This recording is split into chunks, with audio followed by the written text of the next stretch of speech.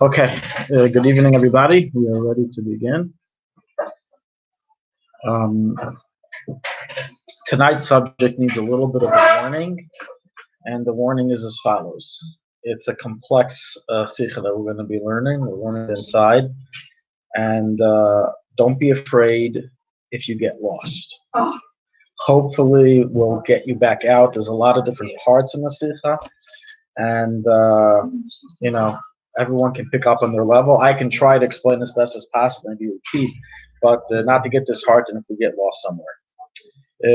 Hopefully, in the end of the day, we'll get some very rich and wealthy points that the Rebbe will address regarding the issues that we're going to see. But the topic of the Sikha is actually a subject that we did 2 years ago, if everyone remembers. We never did the Sikha inside. We did bits and pieces of it outside, mixing with other mafarshim. And now we're officially reading it inside. And there's a lot more details that we didn't cover, as we're going to see. And the subject is, as was publicized, it's basically a murder investigation. In this sikha, we all become policemen, investigators, to look into what went on here. Just imagine today someone went ahead and murdered someone else for doing a sin, in private, in public, it doesn't matter. There would be a tremendous scream, give out, give out. There would be a tremendous ruckus, protest. Even Rabbanim would say, you can't take the law into your own hands, you can't do such things. I mean, we know that, unfortunately, this isn't, I'm not talking about fantasy. This happened 2 years ago. If nobody remembers, there was an individual who was a neighbor from my old town, old Inilit, who in the first Pride Parade attacked, I don't remember the details, but I know he attacked people there. He got imprisoned, got released on good behavior on like the next day after his release, went and attacked again. And, while of course, no, I did not know him personally, Baruch Hashem. But the point is that, we have kanoim, we have zealous people who take the law into their own hands. We see this in current events. And in general, we don't look at them with a very happy eye. No one agrees with what the Pride Parade does. Of course, it's 100% against Torah, and they're sick people. But it's one thing to do that, and it's another thing to take law into your own hands. So we all read the Parsha, and we all laud Pinchas as a savior, as an amazing guy. He visits all of our brisim, Eliyahu is Pinchas, etc. And then we have a whole Parsha next week in Eretz Yisrael that's in the name of Pinchas. But if we look at it from, that's already through the eyes of history as he's been judged. But if we look at it at an original history, and I hate to borrow the very treif term biblical criticism, God forbid, but if we look at it from a clear eye, the valid question comes up: what's going on that we that we highlight Pinchas as such a righteous person for doing what he did? And in truth, we're not the only ones who can raise this question. This question was raised by his own generation. His own generation started making fun of him and saying, Pinchas, you, of all the Jewish people, had to be the murderer. Let's not forget, he didn't just murder a Jew. He murdered a tribal leader. There are 12 tribal leaders. He murdered one of the 12 tribal leaders. So that's very serious stuff. And the Shvatim all said this to him, the reason why you had the blood to commit this murder is because your grandfather used to fatten calves for the sake of feeding the cruelty of evil inside you. That's what they said to Pinchas. That's how they treated Pinchas. They didn't look at Pinchas as we look at him today. Unbelievable, Pinchas, Kenai Kinasi, Kinas Hashem. They didn't even give him an aliyah in shul. Forget about Kain. He didn't even get Yisrael. He didn't get anything. So this sikha is really going to investigate this in the beginning more from a nigla aspect, and that's where you may get a little lost. And then it investigates from Chassidus aspects, and then probably for sure you're going to get lost. It's complex Chassidic ideas the way it's written here. We're going to try to lahafshit, to break it down as best as possible. So there's a lot of amazing lessons that we can really learn from the Sikha. Like the power of a Jew, the greatness of a Jew, the power a Jew has in both sides, for good and for evil, chas v'shalom, the dangers of intermarriage, why Hashem doesn't allow us to marry goyim, etc. So let's begin. We're in Eis Aleph. By the way, this is not the original language the Sikha was written in. It was originally written in Yiddish. Okay, so this is a translation into Hebrew. V'yar Pinchas lo ma'aske v'nizkar lach. Al pasuk v'yar Pinchas v'yikach reimach. It's in Kutei Sichos, volume 8, the second Sikha. On the verse in the end of this week's parsha, Pinchas witnessed that the leader of Shevet Shimon, it doesn't say in this week's parsha, it says next week's parsha who it was. This week's parsha just says that he saw an individual. The next week's parsha, it says that it was Zimri ben Salu, who was the leader of Shevet Shimon. After a Magefa broke out due to Bilam's advice to have Midianite and Moabite women seduce the Jewish people and have them sin, bow down to idolatry, which was successful, unfortunately enough, like the plague. The plague was hitting a lot of people among Shevet Shimon, but they didn't have vaccination cards on Shevet Shimon. So Shevet Shimon was falling like flies.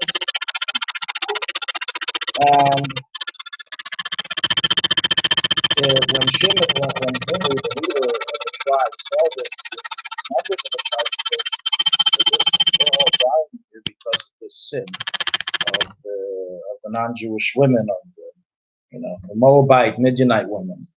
And you're sitting here doing nothing. You're sitting here relaxing, reading the papers, while everybody in your tribe is dying. You got to do something." So he went and he took, right as the next week's parsha, who she was. Next week's parsha in the beginning gives us all the details. He took Cosby, who was the daughter of, one of the daughters of the king, and he did a sin with her. And the Mepharshim say that he was doing this, as we see, that Moshe, like Rashi brings it, Moshe says, is this woman forbidden or permitted? And if you say forbidden, how did you marry Tzipayr, who was also a Midianite? Let's not forget, it's not just that his wife was a guy, his wife was the same type of guy, Midian. So what are you causing a plague to the Jewish people for being with Midianite women when you yourself are married to a Midianite? So Pinchas sees this happening. Moshe was quiet, he doesn't answer back, and Pinchas takes a spear, and he speared them. He killed both of them on the spot, inside the tent. Right, the Gemara in Sanhedrin brings Asara Nisim Naslam Ba'isayai. There were 10 miracles that occurred during that time. The Gemara in Sanhedrin goes through all the different miracles. Nobody noticed them. He was able to hide the spear. They already suspected he was up to no good to begin with. One of the things that's explained, that Pinchas was one of the most idle people in the family of Aaron, and therefore nobody suspected Pinchas, this little weakling, this idle little guy, would go ahead and do such a thing. But anyway, those 10 miracles were done, and he was successful in his mission. Nemer the Gemara, so it's recorded in the Gemara there in Sanhedrin Daf Beis. Rashi maybe says Parsha Latayra, and Rashi records it on his commentary in Shri of this week's Parsha in Eretz Yisrael. Ra Ma'asev v'nizkar lach. What was the motivation or the allowance that Pinchas gave himself to be able to do this, just go out and murder 2 people? So he remembered, he saw what they were doing, and he remembered the halacha. The halacha is that someone who sins with an aramis here is a term that's really referring to any Gentile woman. That's a term being used at that time. Back then, when the Gemara was written in Bavel, and they have our Armenian people, basically they spoke Aramaic. So that's why the term is used, but it's not obviously specifically only for someone from that area. It's referring to any Gentile. So Kanayim Pagan by those who are zealous are able or allowed to Pagan by attack him. Okay. So says the Rebbe, although this statement in the Talmud, that it says that he remembered the halacha, that if you see an individual involved in a sin with a Gentile woman, if you're a kanoi, if you're a zealous man, you're allowed to kill him. This is a halacha Moshe Misina. In other words, if this is not written in the Torah. It's a tradition that Moshe taught. So, right, just like we have Torah Shebechsav, we have Torah Shebal Peh. Within the oral Torah, Moshe Rabbeinu taught a number of things, a number of laws. One of the laws that he taught is this law, that if a person witnesses this act happening, he's allowed to take action and kill them. Even though it's halacha l'Moshe Misinai, yesh lekach yichacha gam ma'Torah shebechsav. This is hinted to in our parsha. In other words, the fact that the Torah says this story of what Pinchas did and how he took the spear, that itself is already a precedent in scripture for this halacha, for this oral law.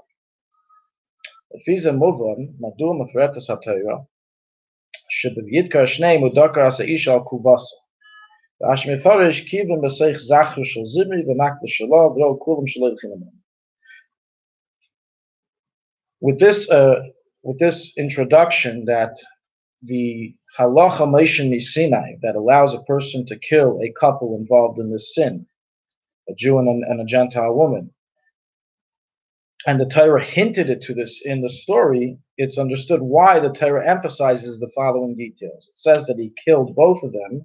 He stabbed both of them. He pierced both of them. El kuvasa.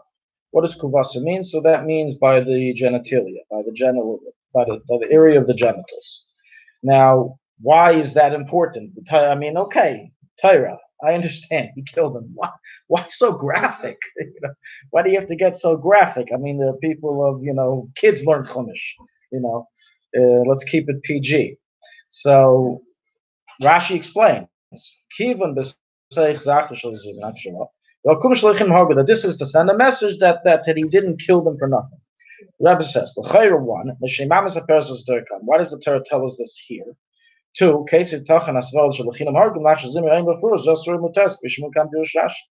everyone knows that Zimri was doing a sin. Why do we need to have this detail of the area of the spearing in order to know that Pinchas had the right to kill them? They were sinning. The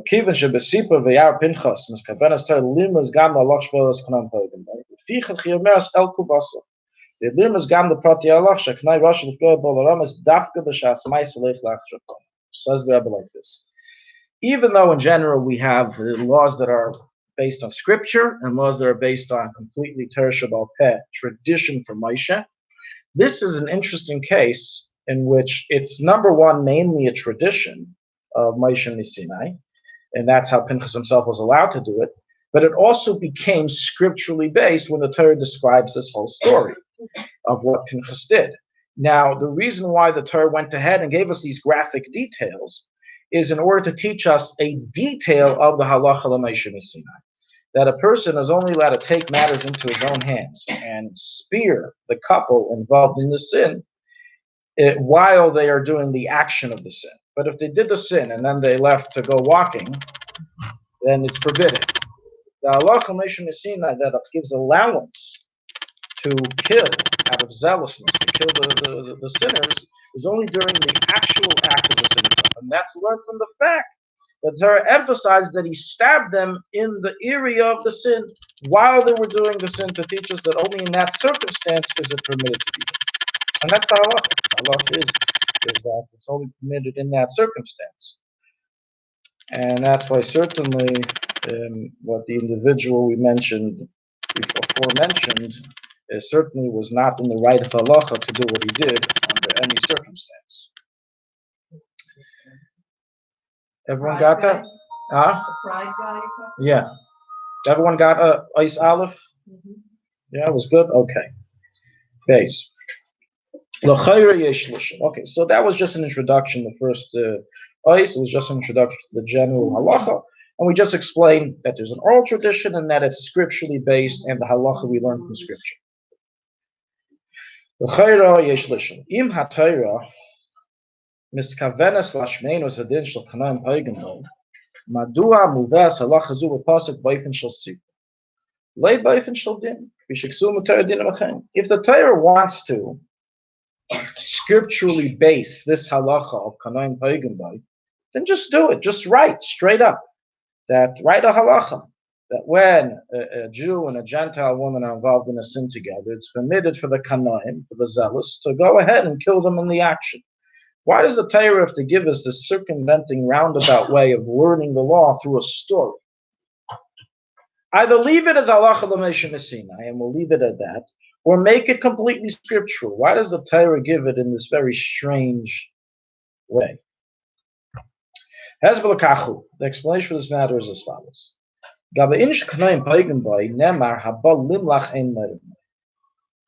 There's another detail in the halacha of Kanayim Pagim Bay, aside from the detail we already mentioned, which limits it to the time of the actual sin, while the sin is happening. And that is as follows. If a Rav is asked, Rabbi, I know, I am aware, I am a witness to a Jewish man and a Gentile woman doing a sin, am I allowed to kill them? Quite a loaded question. The answer that the rabbi has to tell him is not. What do you mean? You never learned the story of Pinchas, Chumash. You never learned the Gemara and Sanhedrin. You never learned the Halacha Meish Messina Kanayim Pagim Bay. The rabbi has to tell him, no, you're not allowed to. That's what he's saying. Ein Meirim Mai. We don't direct him to do the sin, to do the murder. We don't direct him to kill the perpetrators. You tell him not to, or just needs it open? Usually when it says a Murren Lokain, it means that we tell him that he can't do it. We don't give him a heter. You want a heter to kill them? I'm not giving you a heter, which usually means it's us. We find this idea in different halachas in Shulchanaruch that certain, not in this specific case, it's not as severe as this, but with different issues that a non-Talmud Chacham may come to learn erroneously from the heter that you can also do other things. So it says that it's mutter, but we don't tell people it's allowed. If you've learned the Shulchan Aruch, then do it. If you haven't learned the Shulchan Aruch, the Rav's not allowed to tell you it's mutter. I'll give you an example. One example is regarding asking a guy to move something muktzah on Shabbos. So if you ask me, I have to tell you you're not allowed to do it. But if you come to my class and I'm teaching Hilchos Muktzah, I'm going to tell you what it says in Shulchan Aruch is that you're allowed to do it. You're allowed to ask a guy to move something, but you can't do it in front of people who weren't in the shir, people who aren't learned, and you have to know, and I'll explain to you the reasons of why it's not. That's an example where we say, ain't marrying okay. But if someone asks a shayla and asks me, I have to tell them, no, you can't. So if he says, but how come I heard you told this, you told in the shir you're allowed to come to the shir? You have to come to the shir. So in this case, since in essence, this is a very strange law. That when people ask us about the law, they hide us the information. They tell us the opposite of what the law is. Then therefore the Torah didn't want to write it explicitly. They didn't want to write a law. Oh, that if this witness is happening, you have to kill them. That would then tell people that that's supposed to do for others.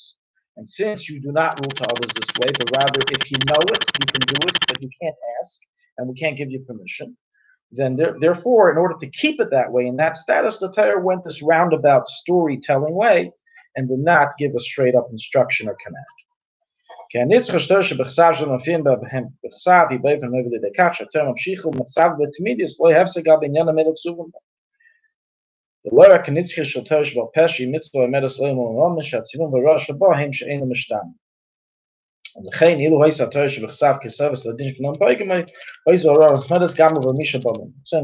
this mitzvah was written in scripture, in the written Torah, since the written Torah is a matter of eternal and it's a straight up direction without any of these type of details that you could say, well, it says yes, but really it means when you ask, it means no. In the oral Torah, you can do that. You can come up with the different details, but in scripture, it has to be very straightforward. Therefore, it wasn't written in the Torah at all. As if it would have been written in the Torah, it would have been understood that if someone comes and asks the Rav can tell him, yes, go kill them. That's the answer to that case.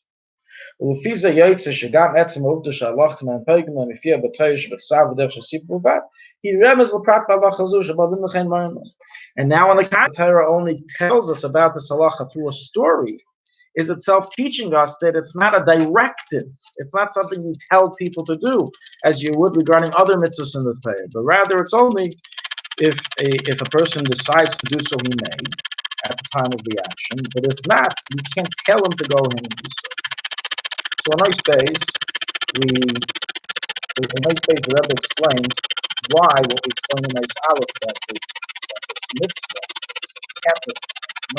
is not explicitly written as a command in the Torah, and just as a story, and that's in order to keep it bound by its bylaws, that we don't tell people to do this, we don't announce to people to do this, and it's just in a roundabout way. By the way, also in Shulchanaruch, it's the same thing.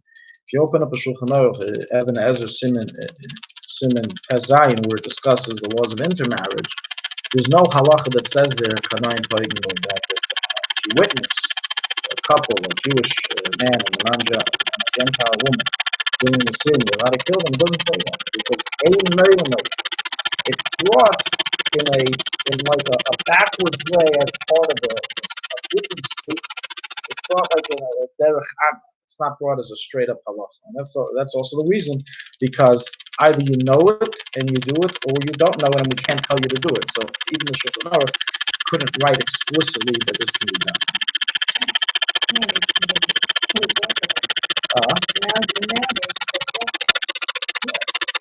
Secular system is not a judgment of what morality should be. You also can kill people and do abortion in the same place, and it's okay. So it's not the moral standard is within, obviously in today's time, Mari decided to do it, would it be what's called people smart, public relations smart? It definitely would not be. And Chachamim of the Rosh, as they say. This is, so let's be very clear. This is in theory, not in practice. Halacha doesn't differentiate, by the way, between a man and a woman. It makes no difference. If a woman wants to be a kanoi, she's also allowed to. Yesh Rishayim HaMasbirim. Eis Gimel. Rabbi Eis Gimel discusses now. We're still in the Nigla half of the Maimon, of the Sikha. In the Nigla half of the Sikha. In this ice, the Rebbe discusses the following question. A chakira, a philosophical question in this case. When we say that the Torah gives permission and allowance to take the laws into your own hands and assassinate and kill the perpetrators, does that mean that the perpetrator is chayiv misa, is liable for death? Or is he not liable for death, but you have the right to kill him? Now, it sounds like a very strange question, because how can you be allowed to kill someone if he's not liable for death? But on the other hand, it could be that he's not under an official, in other words, the halach is that after they separate, even if there were witnesses and they brought to Bezdin, they don't even get lashes in many cases. Literally nothing happens to them. It's the Isra of intermarriage, although it's very severe when we look at the punishments that the Torah wrote in the Torah, and that's written in the Gemara and Rishonim, it's debatable if there's even lashes given. Even that's a debate, but everyone agrees there's nothing more severe than lashes that's given. There's definitely not a death penalty. Correct. There's no death penalty. There's There's the penalty, according to some opinions, is lashes. That's it. According to other opinions, there's no penalty at all. That doesn't mean it's okay. It just means that in court he doesn't get punished. So this is why we're asking the question. If he was really chayiv misa, so he should be put to death afterwards as well.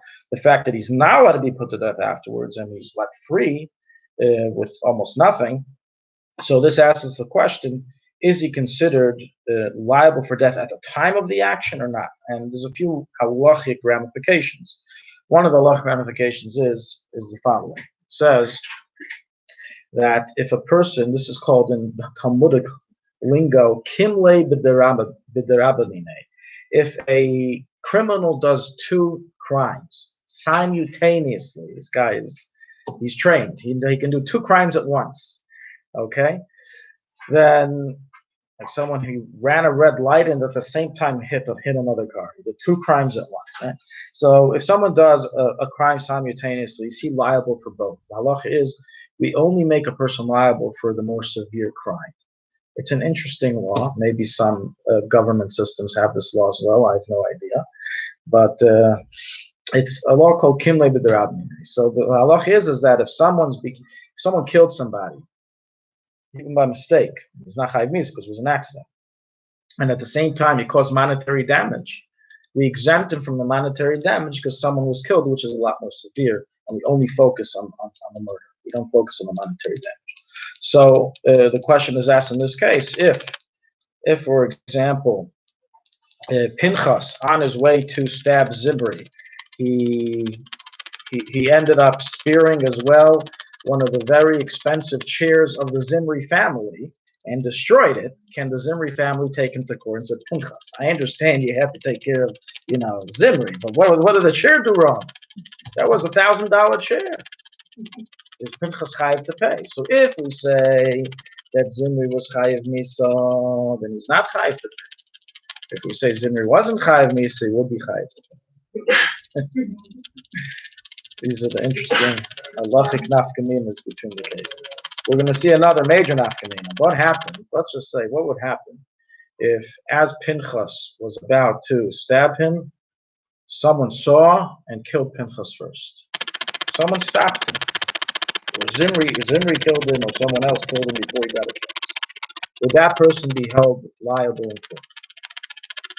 So if the halacha is that Zimri was chayiv misa, then he had the right to kill him, so nothing should happen to him. So I'm sorry. So if someone else kills Pinchas, then that person has to be held liable in court for murder. However, if Pinchas does not have the halachic right to kill, it's just a type of thing, he's going for punishment. So we say, you have the right if you want to. Then if someone kills Pinchas, they wouldn't be liable. Somebody's chasing after somebody else to kill. If you see someone running with a knife or with a gun to kill somebody else, then halacha is not only are you allowed to kill that person, but you have a mitzvah and a chiyuv to kill that person. Or if you're able to shoot him in the legs, shoot him in the legs. If shooting in the legs won't work, then shoot him in the heart, shoot him in the head. That's the halacha. It makes no difference if he's a Jew, a Gentile, a rabbi. It makes no difference. Even if who the person is a chiyuv and a Torah to kill a right. Someone is chasing after somebody else. Commit a sin, commit murder, it's a chiyuv to kill them. In another case, there is a chiyuv to stop them by all means. Someone who's chasing after an erva, a rapist, who's trying to do a sin with an erva, there's a chiyuv to stop them by all means, and if necessary, even by killing them. So, if Pinchas did not have the halachic, if Zimri did not have the halachic status of liable for death, and therefore Pinchas doesn't fall under this halachic allowance of killing him, then it would mean that in essence Pinchas is a roidif. He's forget about the back door that we say kanayim pagan by. Right now in the legal world, we say no, he's not liable for death, and therefore he's considered a roidif. So if somebody killed Pinchas, they wouldn't be liable. They did a mitzvah, they killed Pinchas. So let's read it inside. Yesh Rishonim HaMasbirim. There are some Rishonim who explain this is the Shita of the Ran, Beinu Nachman, and as you may guess, who do you think would come up with such a Chakira? Which going can you name? The Ragat Shavua. Thank you. HaMasbirim Lagabe Adin. Shalaboy la ramis kanayim pagan. He explains the halacha from the fact that we see that Bezdin doesn't kill him, and we don't bring them to Bezdin and have them killed in Bezdin. Not only does Bezdin not kill them, but furthermore, it's forbidden for them to tell people to kill him. They can't even tell the kanai if the kanai asks that he can kill him. So he learns, the Ram learns, that one who commits this sin is not chayiv misa. I don't fully understand it myself. How do we have a concept? The guy's not chayiv misa, but you can kill him. It's kind of contradictory, but it's saying that from a it's like it's a good, maybe a good marshal is from the legal system. In the legal system we have certain laws that are black and white on paper, and that technically you can bring to a judge and prosecute on. And then you have the unwritten laws where people are don't worry about it. I'll give an example. There was an individual in 1971, and I spoke to him. He was a neighbor of him. Lansman was the last name. I forgot. Not Lansman. From Beitar. Mm-hmm. He was in Hebron on when I think it was Duke Devan first started deployment there, or Tzanchanim, whatever it was, and basically there was a ambush attack on his unit while he was doing while he was guarding the yeshuv, and a few of his friends were killed. Were killed by these terrorists. And he, was very angry, and he basically, the next time like a day later, 2 days later, he was stuck by a hill in which a huge group of Arab terrorists were throwing rocks at the soldiers. And he didn't think twice. He took his machine gun, put it on, automatic, and he killed a few birds over his head. He knocked down a whole bunch of people.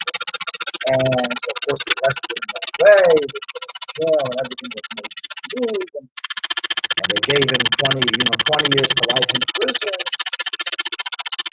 They arrested him. 20 years to 20 months. So within a year, they let him out the back door.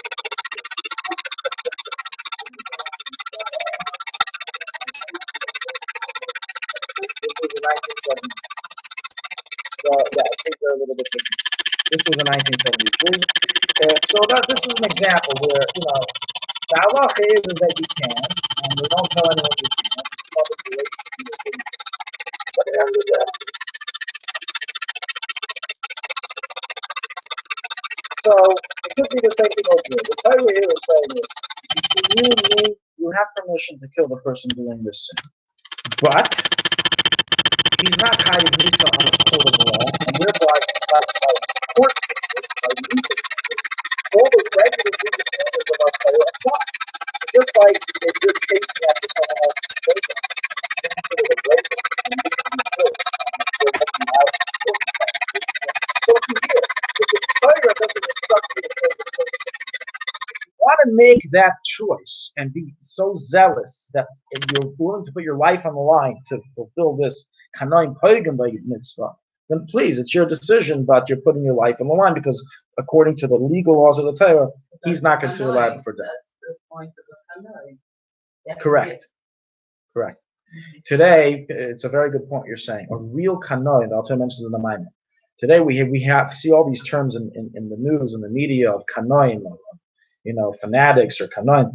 It's a big mix up of terms. A real kanoim like Pinchas, someone willing to put his life on the line, to die for the sake of doing what he believes in. Today's kanoim, they're willing to put other people's lives on the line. That's a very big difference. Many people murder. You don't have to be a kanoim to murder. You just have very terrible temperament. If you really felt it was so wrong. Pinchas? Yeah. No, of course he did a mitzvah, but again, he did a mitzvah behind the books. If we view it by 100%, not it was such a mitzvah that we have a whole parsha named after him, Parshas Pinchas, and he received the kahuna. We're going to learn this later on. It's the mitzvah you can do only if you really want to. No, it's not an idiot. It's a state. You have to be in a certain position, in a certain state of you thought about it and you weighed the pros and the cons. I think we're going to build this throughout the Sikha. Right now, we're in the Nigla part. When we get to the Chassidus part, we're going to build this a lot more to understand it better. Okay, but right now, in the other part, we're just understanding, like in the legal system, that sometimes you have, laws written in the books and laws that, as they say, behind the courtroom. So this is, by the way, just the Ran. It's not everyone agrees to his position. The Ran holds that he's not chayiv misa. Zimri was not chayiv misa. And it's just behind the courtroom law that will allow Pinchas to kill him. Achaboil eino chayiv misa. We're continuing the next page. Yeah, everyone sees we're on page 156.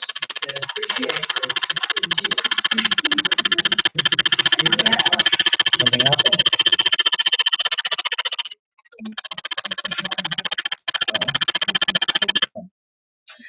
Bekach masbir mesadir.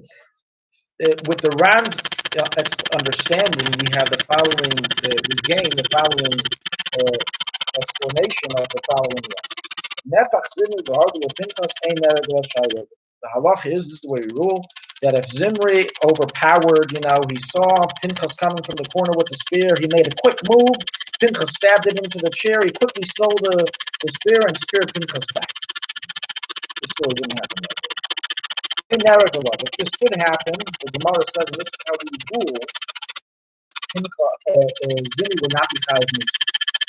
Again, Zimri, who's doing this horrible thing, gets out of what he's doing, grabs the spear and kills Pinchas back. Zimri is not chayav misa. Right? Why? Explains the Ram. That's my whole point. My whole point is that, in essence, Zimri was never chayav misa to the player, which turns Pinchas to say how long he's waiting.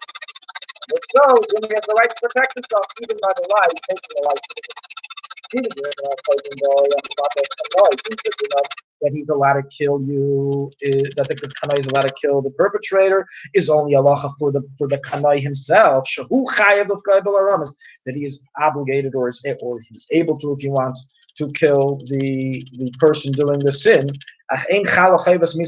This doesn't make the perpetrator of the sin contain a death sentence. If so, it ends up shekab. Is Zimri next created that from Zimri's perspective, since Zimri is not chayiv misa, Pinchas is a rabbit. Pinchas is chasing to kill someone who's not liable for death according to Torah. It would have been mutter for Zimri to kill Pinchas prior to him doing so. The halacha is when someone comes to kill you, you kill them. So this is unprecedented. It's a very strange situation. The Torah is telling him you have the right to kill him. The Torah is then telling Zimri you have the right to kill him.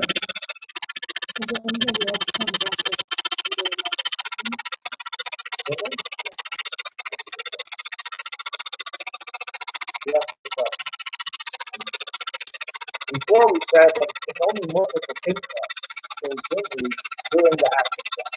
So if he gets out of the act before Pinchas has the ability to kill him, Pinchas can't kill him anymore, so he's not a rabbit. Very good.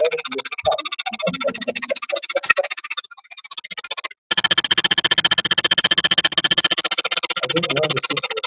I didn't see the question.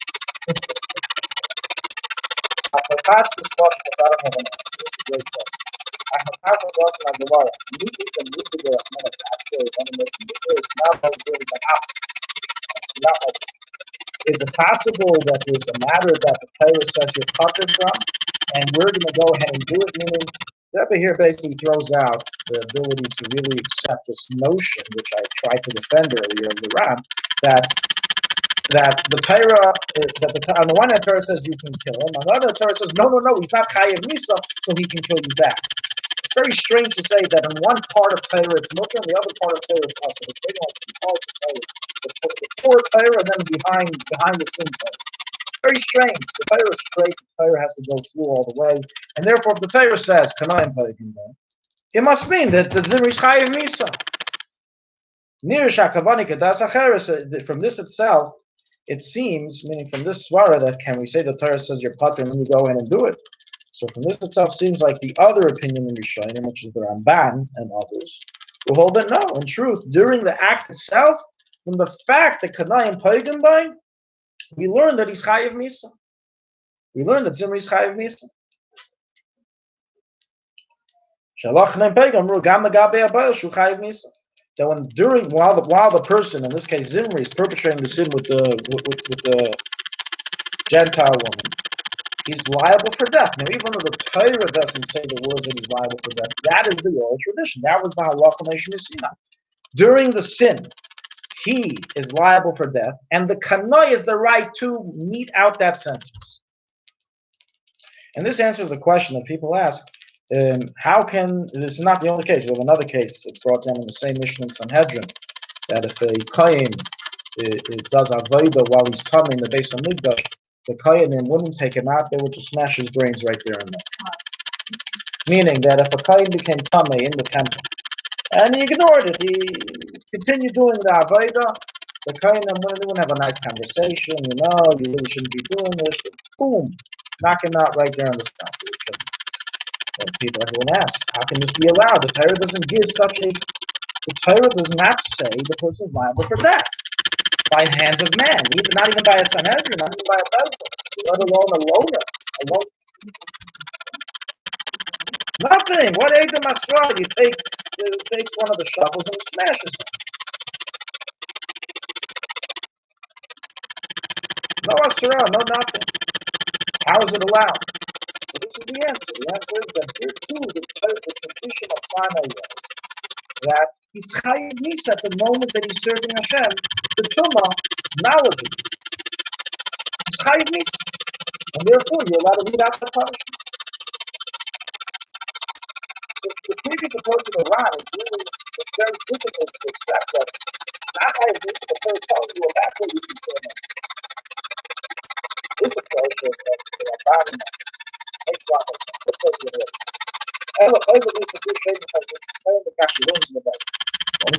Even though that the person or the perpetrator of the sin is chayiv misa, it's different than all other chiyuvei misa which we call knowledge. Chiyuvei misa is you bring in bezdin, the bezdin gives the punishment, etc. But here, it's only the kanoim have the right to do it, and the kanim that are taking vengeance of the vengeance of God, and they can do it at that moment, and that's after they catch it. But when it's bezdin mermlikin, to such a point is it, it's only for kanoim that anyone who asks the bezdin, they don't tell him that he can do it, they tell him not to do it.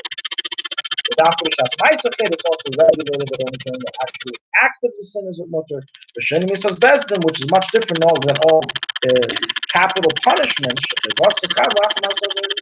which the capital punishment is given to the perpetrator after he does the crime, not in the midst. Okay, Oisdal is complex, and it's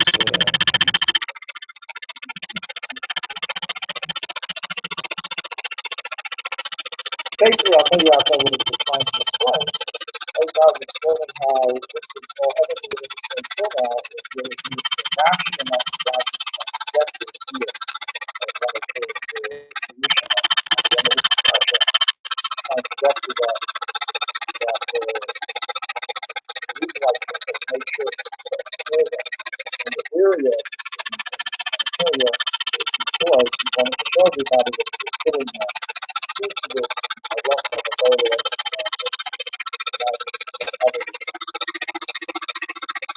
of might say we want to start moving into the capitalistic act, in which rather than getting to analyze, let's take a step back. Why do we have these places?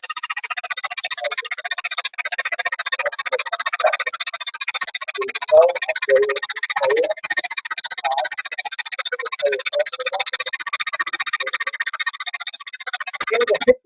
You can't do anything to the person. You have to warn him. You have to then take him to Bezdin. And after a court case, then the Bezdin can see what can be done.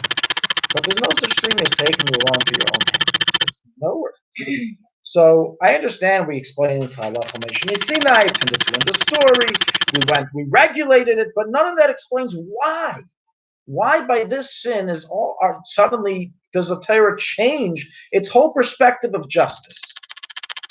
Just imagine, take it in perspective. Just imagine if a government gave this type of law that you can take the law into your own hands and kill someone for doing a crime.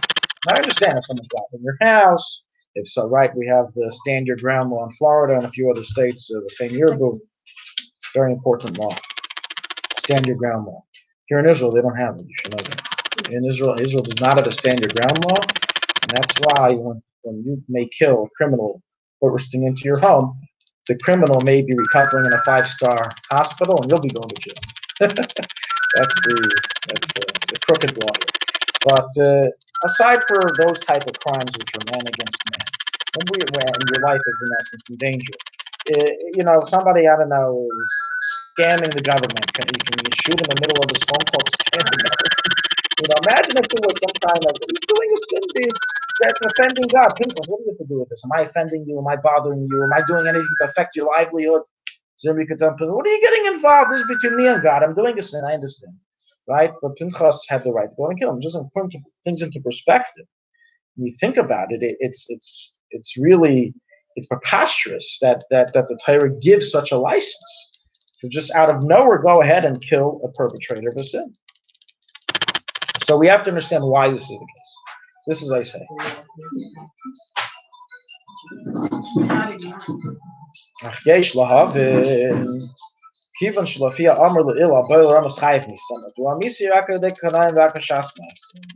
Since we explained in the previous, in Gimel, that in truth we concluded that it's not just that the Torah says we give you special backdoor permission to kill the perpetrator, but really, during the act, the perpetrator is chayiv misa.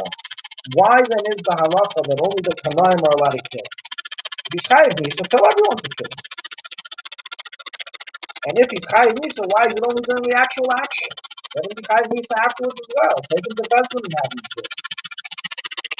So look at the first two questions. Why specifically at the time? And why specifically during the action? If he establishes chayiv misa, the question is strengthened.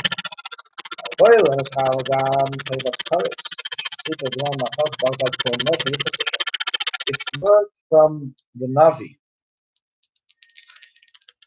In Malachi, it's brought down in the Gemara and in the Shulchanaruchharav and Siman Tezayin and Ibn Ezer, that even though I said before, it's debatable if someone who is intimate with a Gentile woman is chayiv for malchus, also a woman who is intimate with a Gentile man is chayiv for malchus. Nonetheless, the halach is tradition from the Nevi'im that there's a penalty of kares. So while for man and man there's no punishment down here in this world, there is a penalty of kares. Of course,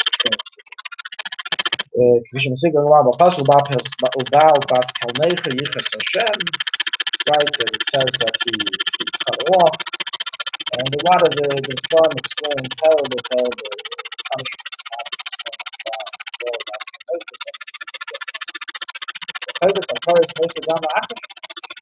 This liability for excision, which is even worse than death, applies even after he separates from the sin, from the act. It's eternal until he does tshuva. It's eternal. So if so,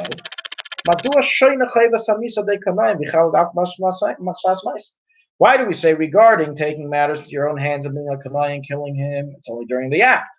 Regarding the chiyuv of kares, which is even worse, that's eternal. So that is the third question. The Rebbe says, we must conclude then that in the sin of one who is intimate with a Gentile woman, there are two aspects. Aveirus and Pegamim. There's two sins or two blemishes going on. Aleph, number one, Pegamis Mashich, a continuous blemish. Shenishagama Acharamas, which remains even after the sin. The Bechol Aveirus, like every sin causes damage. Every sin creates klipus, right, it says that Hamleikiv Shem Avaya, when he does a sin, he punctures a hole in the name of God, spills a likus into the klipus. That's the damage of a sin. Every sin has that, and that's continuous damage, even after the act of the sin itself. So in addition, that by the sin itself, one doesn't listen to God at that moment, there's now active damage that took place, that's continuing until it's fixed. It's this continuous damage that happens as a result of the sin that makes the perpetrator chayiv kares. Now there's a second aspect.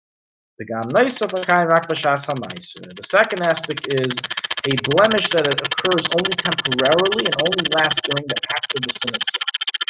It does not continue after. In other words, there's a certain damage and blemish taking place during the act of this sin of the Jewish man to intimate Gentile woman, and as soon as the sin is over, this quality of damage ends. The first quality of damage continues after that is good.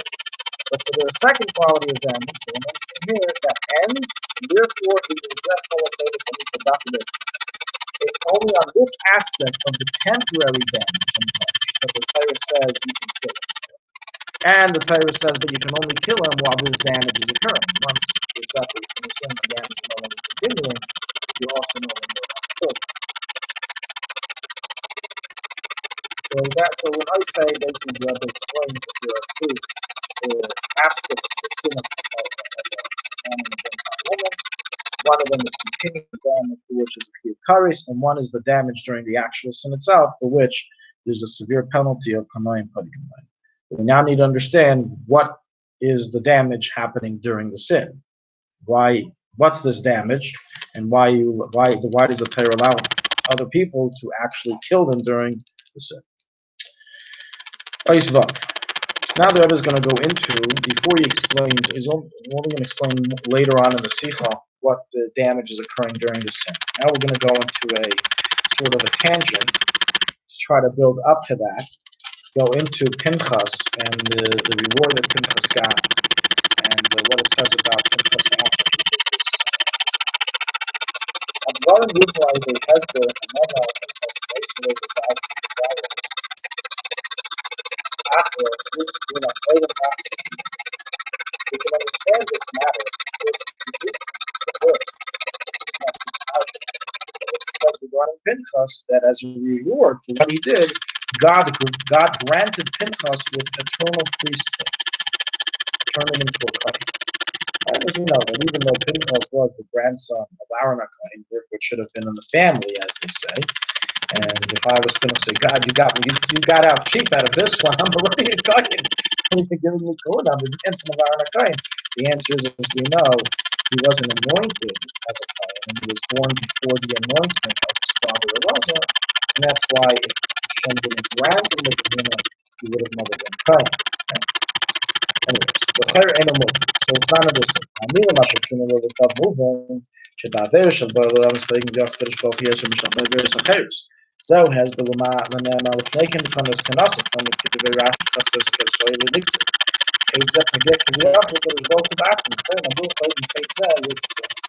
The first view the Rebbe asks him in the pasuk he's brought is that it says that Pinchas received the kuna. Why? In exchange, Ashekine la'alekom, that he took vengeance on behalf of God. So it's understood from here that this sin of Baal Aramis, of a man and a Gentile woman, it's kivayachol, a more direct offense to the Eibishter than other avenos. As we don't find this concept of that it's God's personal vengeance by other sins. We find it specifically by this sin.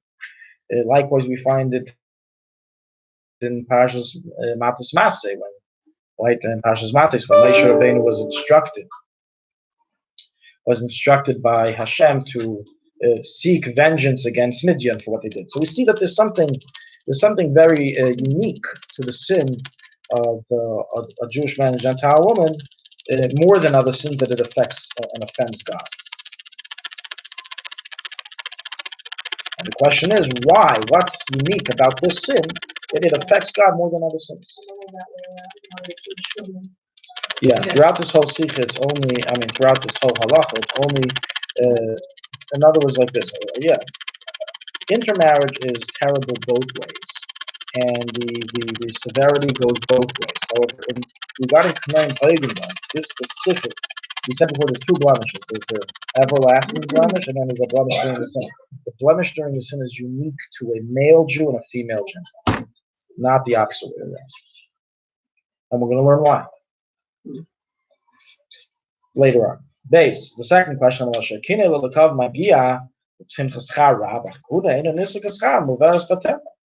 second question the Rebbe asks is on the reward that Pinchas got.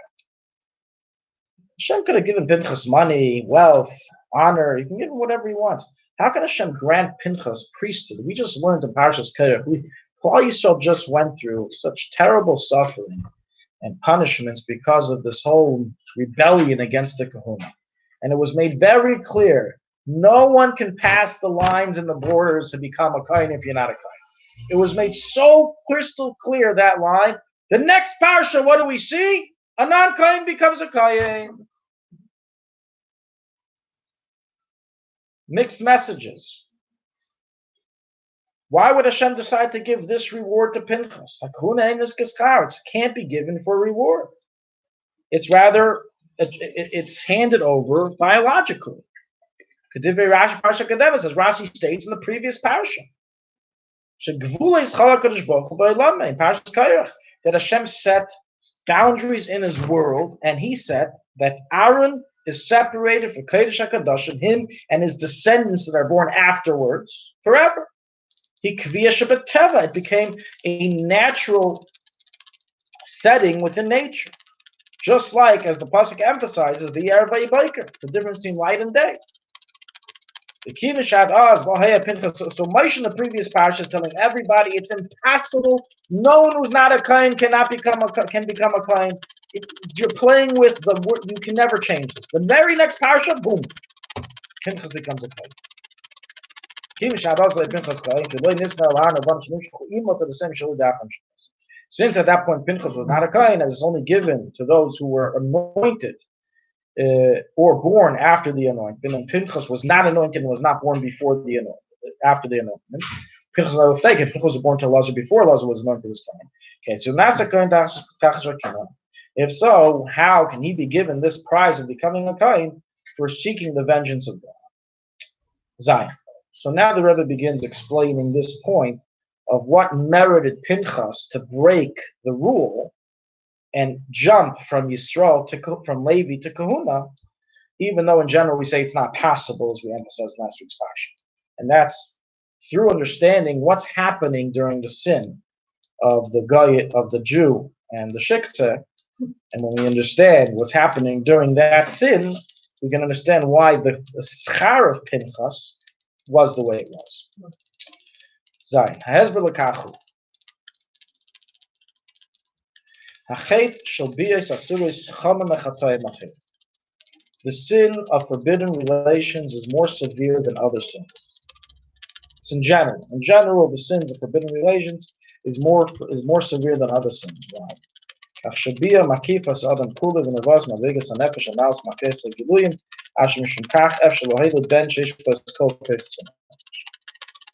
for the fact that we know, according to science, that the seed of a man contains the entire soul, it contains the entire energy, etc. So in other words, when a person sins with his hand or sins with his leg, he's sinning with one limb. But a person who sins with forbidden relations, he's in essence sinning with his entire body. So that's the first severity of the sin of forbidden relations versus other sins. It's not a particular sin, the whole body's involved in the sin.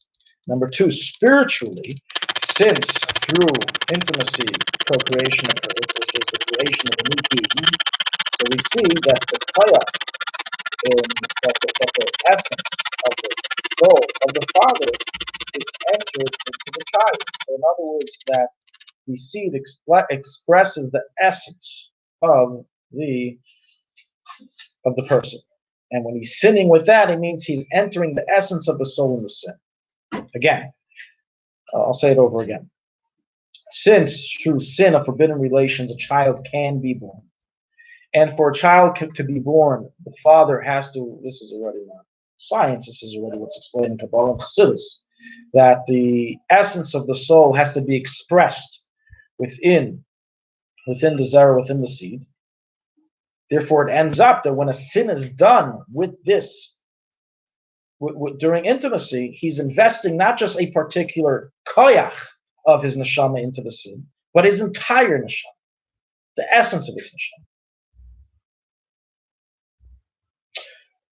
Read it from Asher Mishum Kach Efshalei Ben Sheish Bo Kol Keiches Nefesh. That we see from the fact that you can have a child through this act, that it is expressing the essence of the Father. As the power of giving birth, of procreating, comes from the essence of the soul. And now it's which is much higher than the revealed, the power of sight, the power of hearing, etc. It's from the essence of the soul. And this is understood in the sin of forbidden relations. The level of essence into the klipos, into impurity. The shoynama there is much different than other sins. And other sins, a person looked at something he's not supposed to, listen to Lashon Hara, bad, but he's not involved in everything that is in the sin. His entire essence isn't involved in the sin. But in the sin of Bias Asuras, his entire essence. So that's in gems. First, the first introduction was to understand a general severity found in forbidden relations versus other affairs. In forbidden relations, the essence of the soul, the godly soul, is involved in the sin. But there's a further severity that's added within the forbidden relations of a Gentile woman. Meaning, even amongst the severity of all forbidden relations involving to purify the essence of the soul, the sin of intimacy with a Gentile woman is even more highlighted. How? Why? Keneva. Continuing, I'm about to hit the next page. Yesh Hefsid on page 159, first time. Yesh Hefsid she'ein b'chol harayis k'maisa. As it's written in the Rambam, that by all the other forbidden relation sins, while it's terrible and bad, it's not as bad as the sin of being with a Gentile. Why? As by all the other forbidden relations, at the very least, the offspring is a Jew. The offspring is considered Jewish. After the Barayas, but if it's a terrible sin of incest, and Chaytzimus Agvush is the Kodesh Baruch Hu so Amen. As bad as the sin is, it hasn't reached the state that the sin causes a Jew, a potential Jew, to become a Gentile. As the child is Jewish, not Jewish. Says a Mamzer Talmud Chacham is even preceded before a Kohen Amaretz. Mamzer Talmud Chacham is respected. So Mamzer has a lot of protection. We're abundant for Mamzer, I mean real Mamzer. Real Mamzer. I love this Mamzer. Ein Kodesh Baruch Hu Kodesh Baruch Hu B'Yisrael. Just like we said, the difference between a Kohen and a Yisrael is 7 ancient so too, a Jew versus a Gentile, biological, it's set in nature. A Jew is a Jew and a guy is a guy. And even by the forbidden relations, that boundary isn't crossed. The child still remains a Jew. It's very interesting. Think about it. This is a child born through a terrible sin, through a sin that's viewed as a sin in all countries, incest. But we still say a Jew is a Jew. The Torah could have said, we don't consider these children Jews. They're illegitimate children, let's consider them gone. No. The Torah considers them a Jew, it's forbidden to kill them. It says that the Eibishter takes care of them. Hashem doesn't want Mamzerim to live long. It's not good for them, it's not good for him, so he takes care of the babies, meaning that they leave the world at a very early age. No, not here. The incest, they become Mamzerim. By all forbidden relations of Arayas, the child's a mamzer, whether it's incest or whether it's a married woman, yes.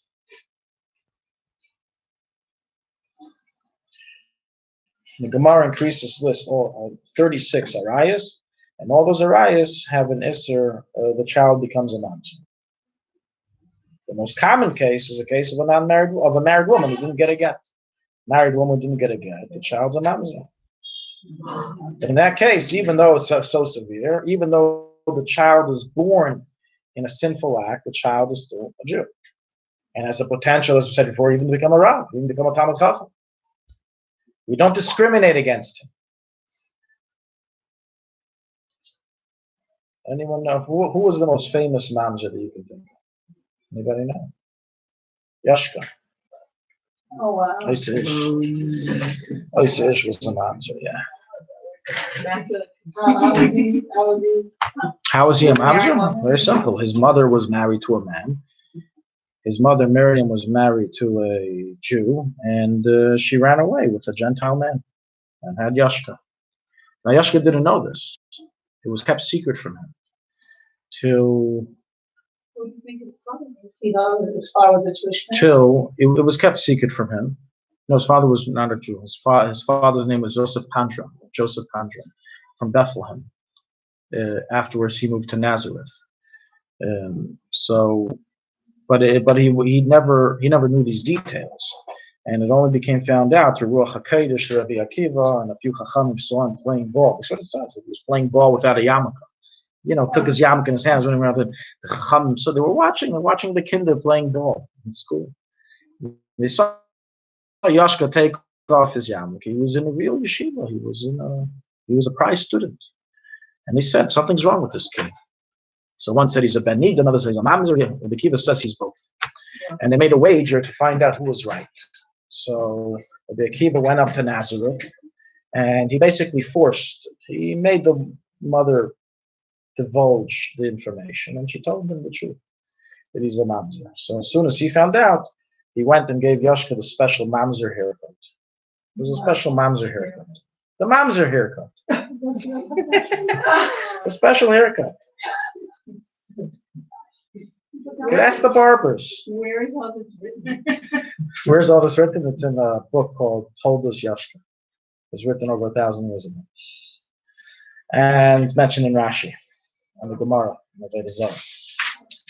So when Yashka had this happen to him, it's like a mohawk. It's a mohawk.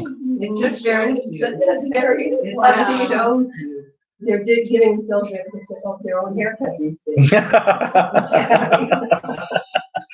And when Yashka heard this, he said, "What? I'm a mamzer?" He didn't believe it. He went home to Nazareth, and he basically this is what it says in Tanakh, in the Toldos Yashka. This is a Jewish source.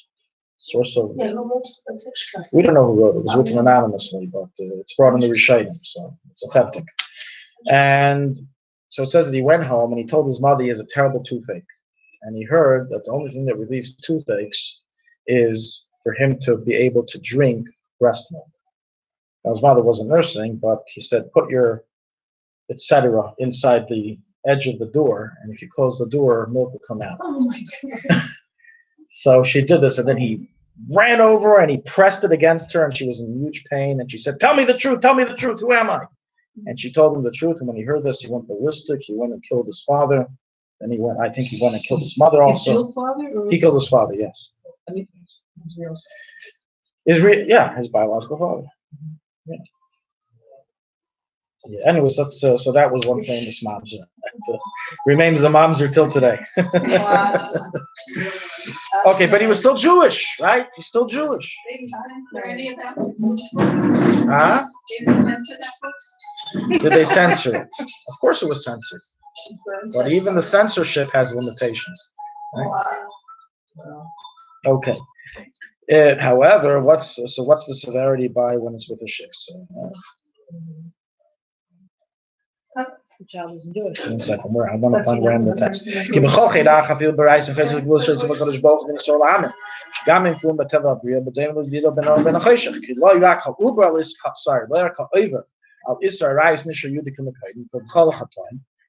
not only one who transgresses the Isra of Arayis, the child remains Jewish. Not only does he remain Jewish, as by all sins, as it says, Av b'shechet Yisrael.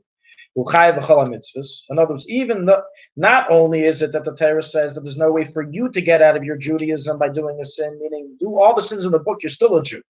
That even the child born as the result of the Isser, B'chlal Yisrael Nechshav, Alpha Bishu Mamzer. He's a Jew even though he's a Mamzer. He's obligated in all mitzvahs.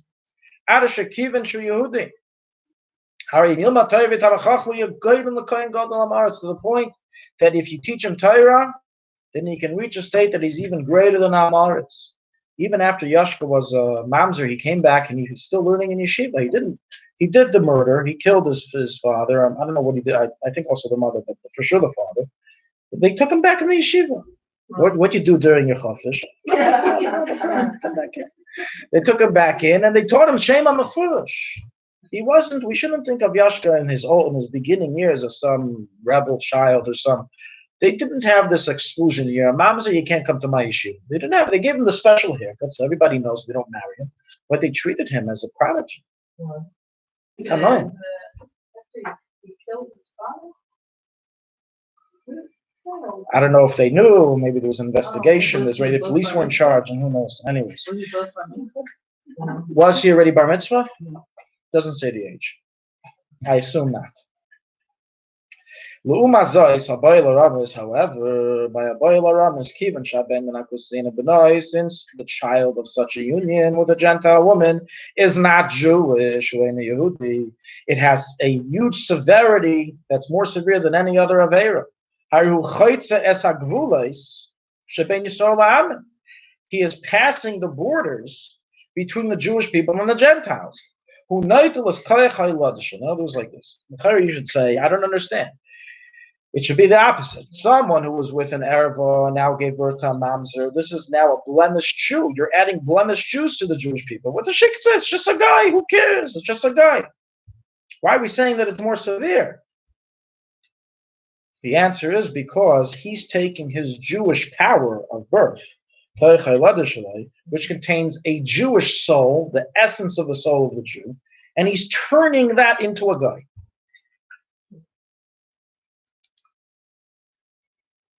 Ches. HaKadosh Baruch Hu shutaf begaloi b'ladas ha'adam. The Rebbe in Ches is going to explain a little more intensely the severity of this sin of what's happening by that a Gentile was born out of the union. There's an additional point to this. The Gemara neither says it's three partners in a man, father, mother, and of course God gives us all. You do, and it's known. In addition to the fact that the soul is the main aspect of man, which is the portion Chalka Shel HaKadosh Baruch Hu,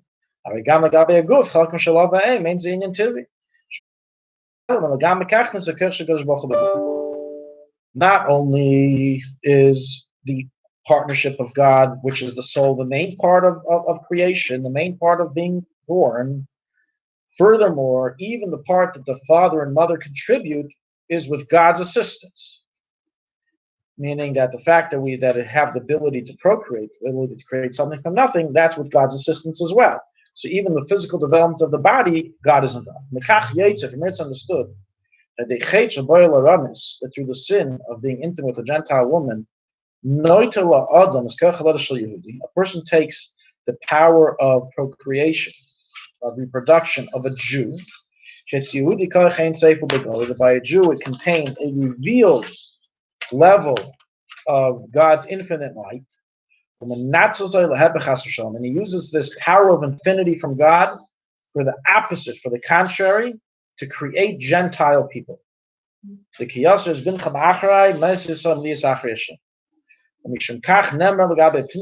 and because of this says regarding Pinchas, since Pinchas seeked vengeance for Hashem, in other words, that there's something unique by this sin that's not by any other sin in the world.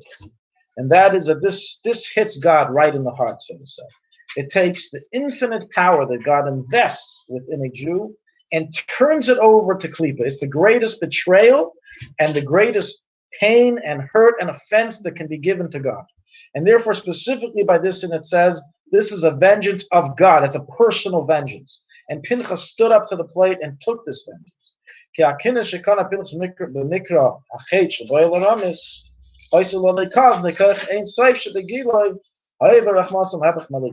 Pinchas was taking vengeance for the sake of God, for the sake of the infinite light of God that was turned over to Klippa to become a Gentile, to the opposite of God.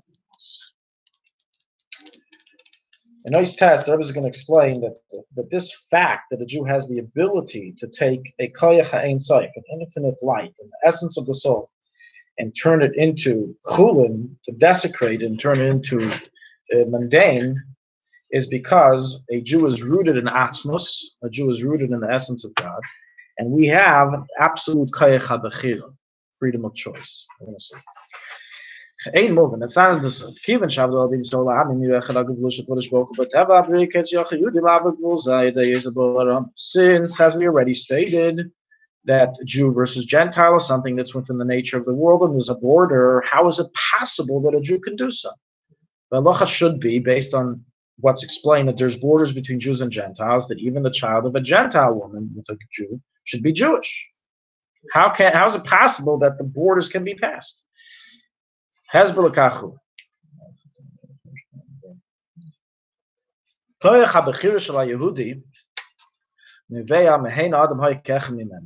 The power of freedom of choice of a Jew stems from the fact that by creation God said, I'm going to make man like one of us.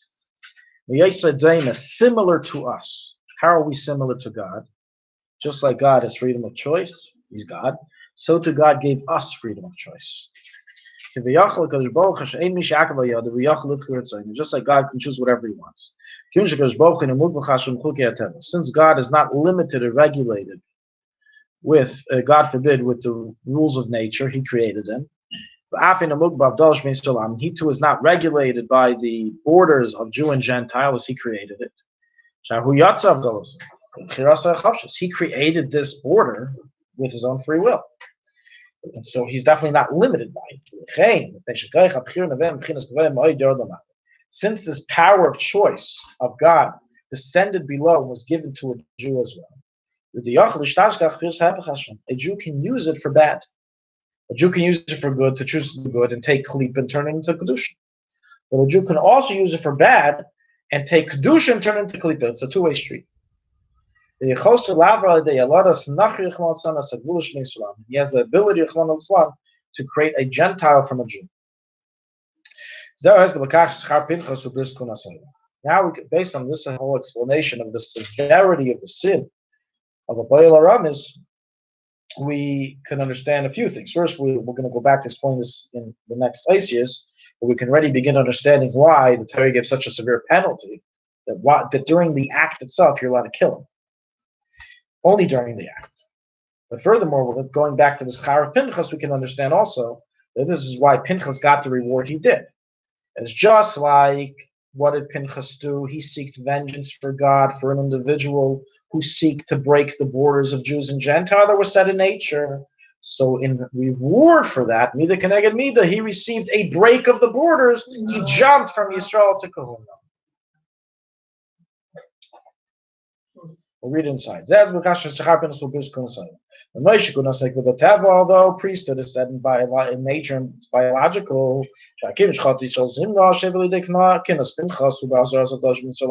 since the sin of Zimri that caused the vengeance of Pinchas is this separation of borders between Jew and Gentile, which is similar to the border set between darkness and light, as we said earlier. Therefore, in reward for him taking vengeance on behalf of God on this breakage of the border, he received a reward, Mida Keneged Mida, that he will receive the Kahuna.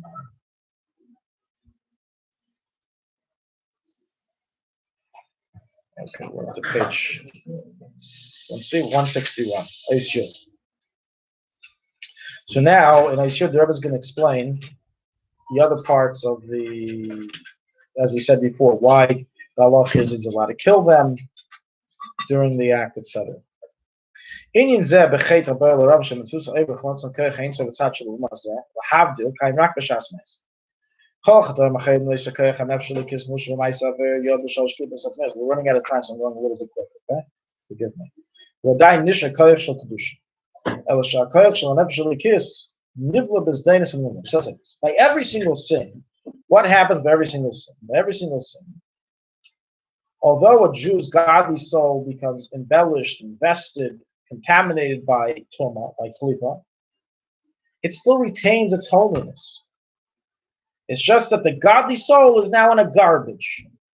The beautiful tuxedo was thrown into filth, but it's still a tuxedo. It's got to be washed and cleaned, etc., but it's still a tuxedo. The nefesh elikis is surrounded and swallowed by sin, by klipas, but it's still around. It's still a nefesh elikis. And therefore, since it's still an nefesh alikis, the sinner is able to get out of it and come back to kedusha through doing tshuva. After furthermore, even a case where someone did the sin of Arias and the child that was born as a mamzer, which is considered by the Gemara, the Alter brings it in the beginning of Tanya. There's nothing to do about it, but how can you do tshuva? The mamzer is already born.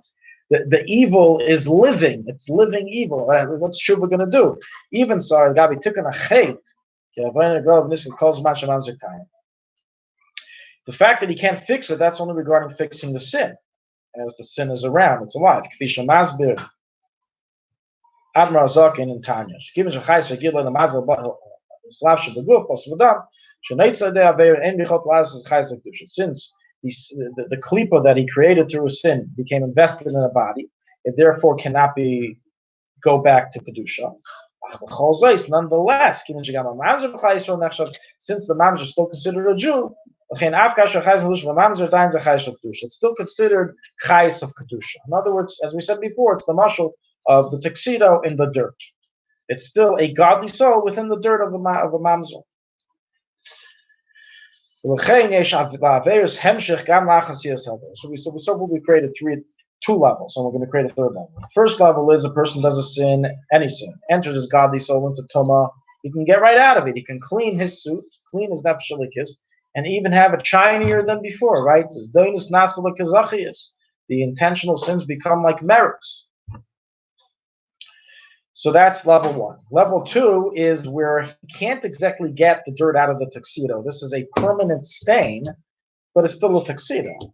Would you rather wear a dirty tuxedo or a dirty shmata? Okay, don't answer that. Yeah, right. Never mind. How does a tuxedo feel about Right. But the point is that the sin that was created, the klipa that was created, it's kedusha surrounded by klipa. It's not pure klipa. The mamzer, he has an nefesh alikis. It's very interesting. He's a Jew. He's a godly soul. So it's something kedusha that's embellished in klipa being created. Permanent klipa. Now,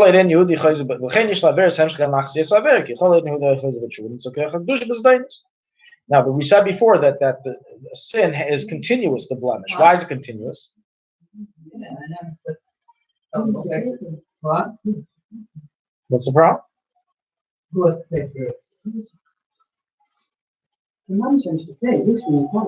You're saying he's being punished. He's being punished for his parents' sin. Is he or is he not? Is he able to live in of course. Right. It's a famous question. What you're asking is a famous question, and there's much chance for anyone else to serve God. Allow me to introduce a rule that I've introduced in many of my classes. No tough questions. It also happens to be a famous question. Anyway, so it's going to take a long time to go into it. That's usually a short way of me saying I don't really know how to say it. So let's just continue because we still have a lot to do here. There is an answer to your question, but not here. So right, we said before in the beginning, in the first half, the beginning of the first half of the Hasidic part of the Sikha, that every Aveira has a continual blemish. How is that? Because when a person does an Aveira, they're entering Kedusha into the Klipa, and the Klipa continuously is nurturing from that Kedusha until you get rid of it. Think of it like a cube of sugar that just never ends, that the ants eat from constantly until you push it. Take the sugar cube away. So until a Jew does tshuva, the sugar cube, the alikus, is sitting there and feeding klipa. By Boil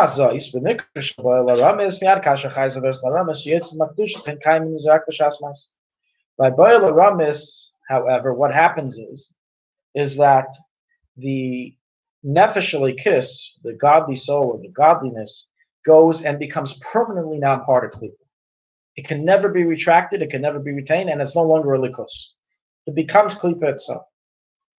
And therefore, the most severe aspect is only... redeeming that godly heart of... Right. Right. It's true. It's possible for him to convert, but until he converts, that first of all, when a person converts, they're considered katan shenaylo dami. They have no relation to their previous selves. That current existence of the Gentile existence can never become kedusha, and it will never become kedusha.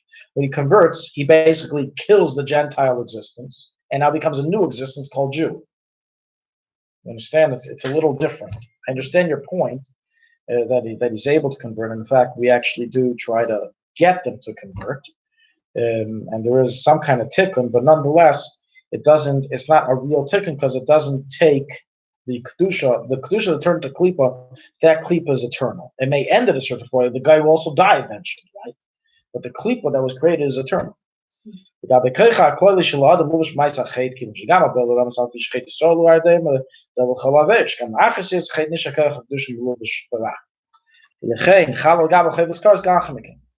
by Boiler Ramas, there's the fact that he did a sin that, as we said before, by Boiler Ramas there is the continuous effect and there's the effect at the moment. The continuous effect is the fact that he was involved in the sin. He entered Koyachas Kedusha. That sin of his aver from his aspect remains forever until he does tshuva. The aspect that he gave over his ability of procreation to the Gentile woman and then created a Gentile child, that is forever, that's eternal, and that happens at that very second. That happens right away and it can't be changed back. The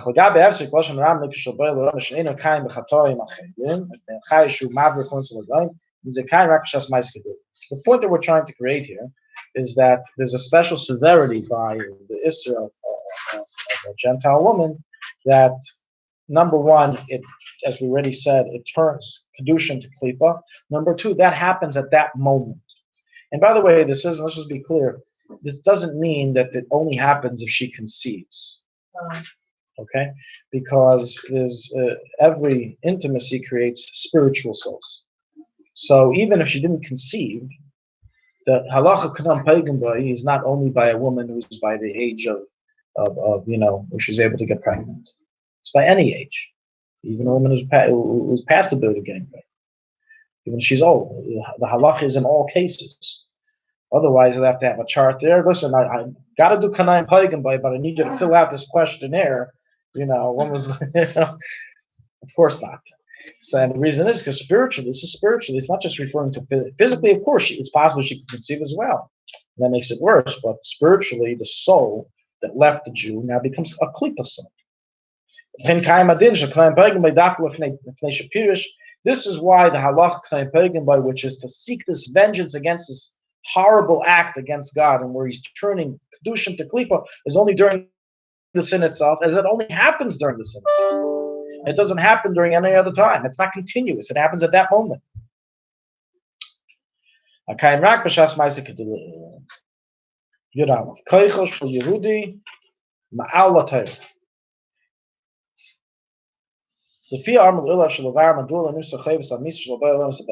to everything we explained before, we can explain why the death penalty given to one who does the sin was not given over to the Bezdin, but rather only to the Kanoim. It's unlike all other capital punishments that were given to the Bezdin, this one was not. Fine.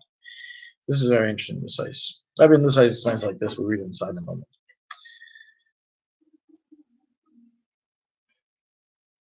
There's a level of Judaism called Torah observance, and there's a level of Judaism that overpasses Torah observance. For example, we know tshuva is a fix of Torah, right? Tshuva is the key. What do they call the maftech shvedi? What do they call it in English? Wrench. No, not wrench. Okay, it's a key that opens all the doors, right? Whatever. Okay, you get the point. The idea is it's explained that tshuva is higher than Torah. What does it mean tshuva is higher than Torah? It's part of Torah. It's written in Torah. There's Torah in Kabbalah goes on the level of Atzilus. All the mitzvahs, the Lamachi, Vorim, Shasagidim refers to the 613 levels in Atzilus, and that's how we have the 613 commands corresponding to Atzilus. Then you have mitzvahs, which are hinted to in Torah, discussed, etc., but they're considered higher than the Torah as they reach above Atzilus. They're from above tzibus. One example of that is the mitzvah of tshuva, and that's why tshuva, if you remember, we learned in the previous sikha that we did, is not considered one of the 613 because it's higher than all the other mitzvahs. So that's considered as if it's higher than Torah. So we're going to see that according to Torah, there's these regulations of that has to have warning, it has to be a specific type of sin that's liable of death penalty, etc., and thereby the Isra of Abayla Ramas doesn't enter into those Torah guidelines. And that's why the Sanhedrin doesn't have the right to put him to death and doesn't have the right to direct others to put him to death. However, there's a level of a Jew that he can reach above and beyond the revealed written laws of Torah. And this is what we're going to see in this slice. Let's read it in the reference words. The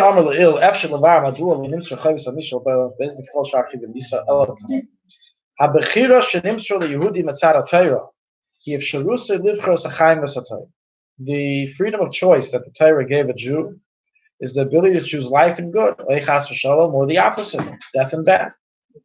However, not to turn evil to good or good to evil. This is the explanation of why. In other words, like this. From the aspect of Torah, from the Torah's perspective, there's limits, there's regulations, there's borders. There's no such thing as turning good to evil or evil to good. Evil is evil, good is good. What does the Medrash say? They asked Torah, what happens if someone did a sin? Kill him. Tshuva? I never heard of it, such a thing. What's tshuva? Think of a government. You do a crime, you're held in the court. The judge says, what do you have to say? I hold up the tshuva card. I'm about tshuva. I'm about tshuva. So you could be about tshuva in jail. There's many about tshuvas in jail, right? But no, in Torah we have the right to be about tshuva and get out of punishment. You believe such a thing? You pick up the tshuva card. They don't mention anything upstairs. How can we have such a thing? The Torah doesn't, from the Torah's limited level, it doesn't agree to that concept. This is an explanation that tshuva is higher than Torah. It's not a Torah. It's not possible from the Torah's perspective for evil to become good. But sins can be looked at as a merit. But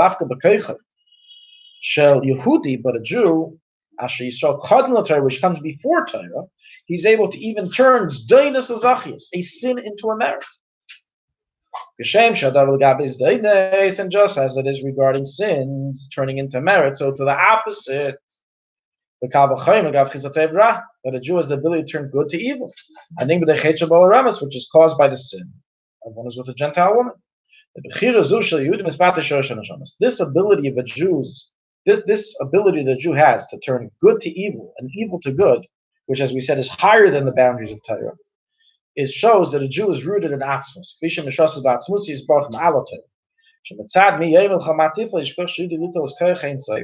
As Mitzad, from the aspect of that God inherited a Jew with the power of his essence of the Ein Sof. A Jew has the power and ability to take the power of Ein Sof and to create with it something that's against Hashem. And therefore also the punishment for this sin, again, since the sin itself of Ba'al Ramis is a sin that doesn't fall under the boundaries of Torah law, as according to Torah law, you can't turn evil to good or good to evil, and here you're doing that. So since this sin is doing something that Torah law doesn't recognize, it's something that's beyond Torah. Therefore, as well, it wasn't handed over to the Bezdin of Torah, the Pascha is according to Torah. The Yehudim Amaisrim Nafsham, to Jews who give up their lives, Al Kinas Hashem, to seek vengeance for God. This was a bit of a tough ice, but the point of it is saying that it goes back a little bit to what we explained in the beginning of the Sikha, that there's certain laws that are meant for everybody, and there's certain laws that we say this is, behind the courtroom, and that's meant for Yechidei Skula, for the Kanai. It's saying that the Torah itself, has certain limitations. Those limitations regulate, number one, there's no such thing as turning good to evil or evil to good. You can invest good in evil, invest evil in good, but you can't turn good into evil. So this sin itself, what this sin does, is something that the Torah doesn't attach with, doesn't connect with. As according to Torah, there's no such thing as turning good to evil. You can affect evil, you can feed evil, but you can't turn good into evil, right? Because those are the borders according to Torah. So what this sin is something that reaches something beyond Torah, and therefore so too it's given to the Kanaim which are not acting, again, the Torah can't tell them, go ahead and do this, because the Torah doesn't recognize this. And rather it's something above Torah, like behind the door, we say, do it on your own. If you feel this kanos, this vengeance, and you go ahead and do it.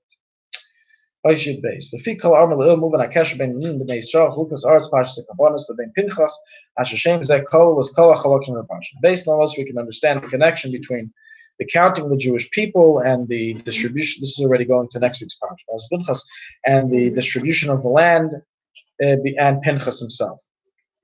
Minyan b'nei Yisrael shabay kol Yehudi b'li yischash d'argas d'lim v'latayr ki mitzvah separos mispar echad mevates atzva sheyudi shuvalatayr. The fact that every single Jew, without going into his level of Torah learning, his level of mitzvah fulfillment, is all counted equally as one, shows that the essence of a Jew is above Torah. Gam chalukas haaretz, also the distribution of the land. In addition to the fact that it separates the Jewish people from the Gentiles, the Eretz Yisrael, shikvas halach, as halacha says, she'asur limsor limkar, is forbidden to hand over, to sell portions of Eretz Yisrael to the Gentiles. In addition, furthermore, it was done through a gairul, through a raffle system, a megala as dargas, a lottery system, megala dargas etzim and a lottery system is not something based on logic to say, okay, this land should go to this shape if they're fit for this land. Whereas something completely above logic. The Gam Parshas are, again, something we're saying it's above Torah, it's above logic. Gam Parshas are karbanis. Also, the Parsha Kabbanis and Parshas Pinchas and Seves come with the Il Bin Yishal B'Yem Hashmini Etzeres Tielachem and Yishes Havdal Shbein Yisrael La'am Kluba Apos Yudach Lovadech Vin Zerich. So Rebbe basically ends up the Sicha saying that the entire Parshas Pinchas, the theme of next week's Parsha in Eretz Yisrael, is about how the Jewish people are really on a level above Torah in certain respects, and Pinchas himself did an action that emphasized this by taking matters into his own hands, and that's why he was rewarded with the Korban. Okay, so that's the end of the Sikha, and what lessons can we take out of this Sikha? So I'll say something, and I want to hear what everyone else has. Number one, first of all, we learned from this is we learned a little bit of the spiritual psychology, what happens above when a person sins, and there's a whole process, there's a whole investment that a sin does into klipa, and how that's something that has to be cleaned up, and until it's cleaned up, it's continuously fueling the klipa. Is what we learn of the power of a Jew, that a Jew is in Ein Seif, the power of Ein Seif, that we have an ability, kiviyachol, to even take a part of God and turn it into klipa. And with that, we can learn the opposite of it. We also have the power to take klipa and turn it into kedusha. Anyone want to share anything? Comments, questions? I just wanted to ask you, you said before that it didn't matter whether she conceived or not. So Correct. That means that the Kanai could do a physical action Of murder. Spiritually. Yeah, because he's still turning the Nefesh Elikis into klipa. Who cares if it entered a Gentile body or not? Okay. All conceiving means is that klipa soul is entering a Gentile body. It's just it has a cup to enter into. But the main thing here is that the klipa was turned into kedusha, was turned into klipa. Yeah.